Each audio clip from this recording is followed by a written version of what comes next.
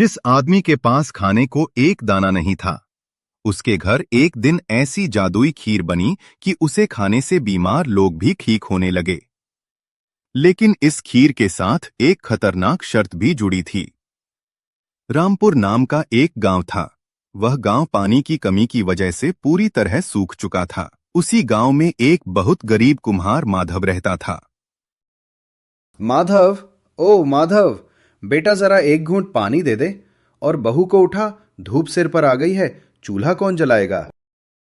अरे बाबूजी, सुबह सुबह मेरा सिर मत खाइए। घर में ना आटा है ना दाल, चूल्हा क्या खाप जलाऊं? और ये आपका बेटा दिन रात इस काली मिट्टी में भूत बना रहता है। मुझे तो लगता है मेरी किस्मत ही फूट गई जो इस कंगाल कुम्हार से ब्याह हो गया। बाबूजी रात भर सो नहीं पाए हैं। तू बस थोड़ा पानी गर्म कर दे, मैं बाजार जाकर ये 2-4 घड़े बेचकर कुछ राशन लाता हूं। मैं नहीं करने वाली कोई काम। पड़ोस की कमला को देखो, उसका पति शहर से उसके लिए रेशमी साड़ी लाया है, और एक तुम हो। मुझे मायके छोड़कर आ जाओ, मैं इस नर्क में और नहीं रह सकती। हे ईश्वर, मुझे इतनी शक्ति दे कि मैं अपने परिवार का पेट पाल सकूं। माधव खुद ही बाबूजी को पानी पिलाता है और घड़े लेकर बाजार निकल जाता है।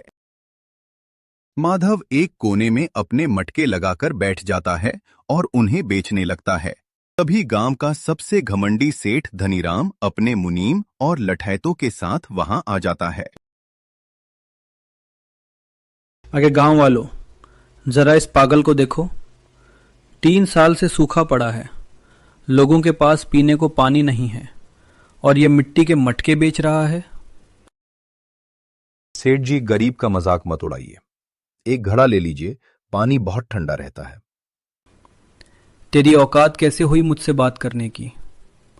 मुनीम, इसका कर्ज कितना है? हुजूर, ब्याज मिलाकर 2000 रुपए हो गए। माधव, कल शाम तक अगर मेरे पैसे नहीं मिले तो मैं तेरा वो पुश्तैनी चाक और झोपड़ी नीलाम कर दूंगा। बेचारा माधव रोने लगता है। शाम हो चुकी थी, घर जाने की हिम्मत नहीं बची थी। माधव जंगल के रास्ते एक मंदिर की तरफ जाता है। रास्ते में उसे एक बहुत ही बूढ़ी, कमजोर और बीमार औरत जमीन पर कराहती हुई मिलती है। बेटा, 3 दिन से कुछ नहीं खाया, पानी की एक बूंद दे दे, मेरे प्राण निकल रहे हैं। माधव के पास उसकी अपनी सुराही में बस थोड़ा सा ही पानी बचा था, जो वह खुद पीने वाला था। पी लो माँ, मेरे पास खाने को तो कुछ नहीं है, पर ये पानी तुम पी लो। जैसे ही औरत पानी पीती है, वहां एक तेज नीली रोशनी चमकती है। वह बूढ़ी औरत अचानक गायब हो जाती है और उसकी जगह दिव्य वन देवता प्रकट होते हैं। माधव, वो बूढ़ी औरत कोई और नहीं, मैं ही था। मैं तुम्हारी परीक्षा ले रहा था। खुद भूखे प्यासे होकर, कर्ज में डूबे रहकर भी तुमने अपना आखिरी पानी एक अनजान को पिला दिया। इंसानियत अभी जिंदा है। महाराज, मैं तो एक हारा हुआ इंसान हूं। मेरी पत्नी मुझसे नफरत करती है, पिता बीमार हैं, मैं कल बेघर हो जाऊंगा।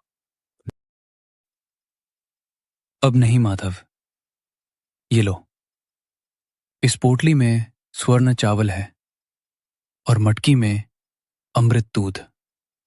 घर जाकर अपने हाथों से इसकी खीर बनाना। जो भी इसे खाएगा उसका हर दुख, हर बीमारी मिट जाएगी। लेकिन याद रहे, जिस दिन तुमने इस खीर का दाम अपनी लालच से तय किया या किसी भूखे को दर बदर किया, ये जादू राख बन जाएगा।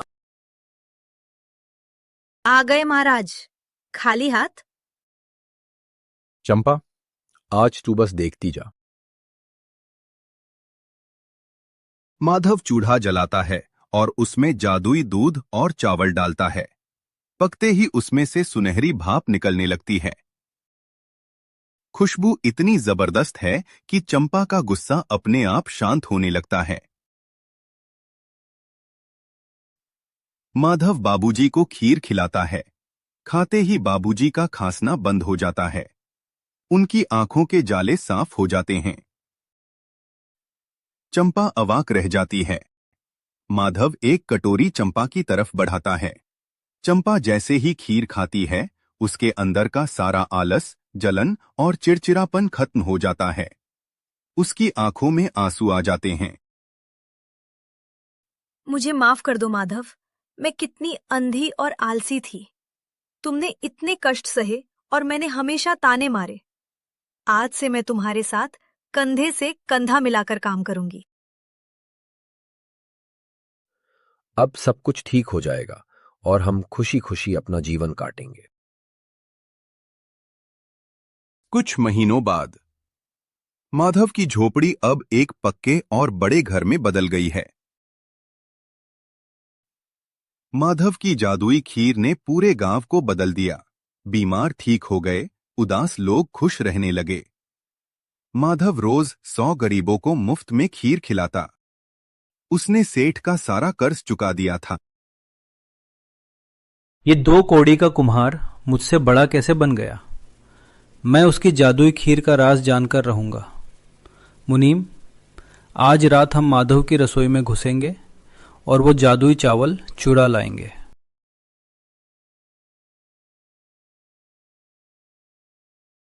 रात के अंधेरे में सेठ और मुनीम माधव की रसोई का ताला तोड़कर घुसते हैं। उन्हें चमकती हुई पोटली मिल जाती है।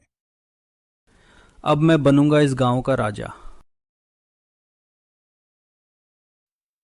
सेठ के हाथ में रखे चावल जलते हुए अंगारे बन जाते हैं और मटकी का दूध बदबूदार कीचड़ में बदल जाता है। मेरे हाथ जल रहे हैं। मुनीम, मुझे बचाओ। मुनीम डर के मारे भाग जाता है। सेठ दर्द से तड़पता हुआ वहीं गिर पड़ता है। सुबह माधव और चंपा रसोई का दरवाजा खोलते हैं तो देखते हैं सेठ धनीराम जमीन पर पड़ा कराह रहा है। उसके दोनों हाथ काले पड़ चुके हैं।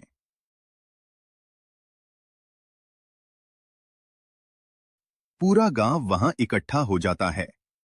माधव, इस पापी ने हमेशा हमें लूटा है। इसे पुलिस के हवाले कर दो, इसे मरने दो। माधव, मुझे बचा ले। मेरी लालच ने मुझे खत्म कर दिया। मैं किसी को मुंह दिखाने लायक नहीं रहा। माधव शांति से जाता है और जादुई खीर की एक कटोरी लेकर आता है। शिव जी, वन देवता ने कहा था कि इंसानियत सबसे बड़ा धर्म है। अगर मैं भी आपके जैसा बन गया तो इस खीर के जादू का क्या मोल? तुम देवता हो माधव। आज से मेरी सारी दौलत, मेरे सारे गोदाम गांव वालों के लिए खुले हैं। मैं आज से सिर्फ भलाई करूंगा। सच्चा जादू खीर में नहीं था, सच्चा जादू था माधव के दिल में। जब इंसान लालच छोड़कर नेकी का रास्ता चुनता है तो उसका एक छोटा सा काम भी पूरी दुनिया बदल सकता है। माधव ने सिर्फ खीर नहीं बांटी, उसने उम्मीद बांटी, प्यार बांटा और इंसानियत जगाई। नेकी का एक छोटा काम भी हजारों जिंदगियां बदल सकता है। दुनिया का सबसे बड़ा जादू ना धन में है, ना ताकत में, वह छिपा है एक अच्छे दिल और अच्छे कर्मों में। और इस तरह आलसी चंपा एक मेहनती पत्नी बन गई, क्रूर सेठ एक दयालु इंसान बन गया और मेहनती माधव ने साबित कर दिया कि दुनिया का सबसे बड़ा जादू नेकी और माफी में छिपा है। पूरा गांव बदल चुका है। जहां पहले सूखी जमीन थी, अब हरे भरे खेत लहलहा रहे हैं। सेठ धनीराम ने अपने गोदाम खोल दिए हैं। गरीबों को मुफ्त अनाज मिलता है। माधव और चंपा की जादुई खीर अब सिर्फ दुकान नहीं, बल्कि पूरे गांव के लिए आशा का प्रतीक बन चुकी है।